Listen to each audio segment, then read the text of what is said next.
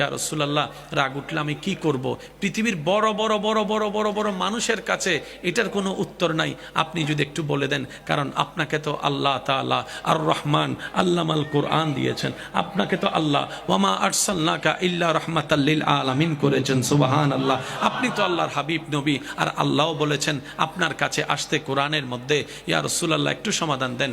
নবী বলে, উম্মত বেশি টেনশন করার দরকার নাই, যদি রাগটা দাঁড়ানো অবস্থায় উঠে কোনো কথা বলা ছাড়া কারো সাথে তুমি বসে যাবা, বসেও যদি রাগ না কমে তুমি শুয়ে যাবা, শুয়ে যদি রাগ না কমে তুমি অজু করে নিবা, অজু করে নিবা, অজু করে নিবা। কারণ রাগ আসে জাহান্নাম থেকে, জাহান্নাম হচ্ছে আগুনের কয়লা, আগুনের কুণ্ডলী, আর যখন তুমি অজু করবা সেই আগুনটা এমনি থেমে যাবে। বর্তমান সাইকোলজিক্যাল ডাক্তাররা এটার গবেষণা করে ওনারা বললেন, কেউ যদি রাগ করা অবস্থায় 2 থেকে 5টা মিনিট কোন রকম মুখটা বন্ধ রাখতে পারে নিচের দিকে তাকিয়ে,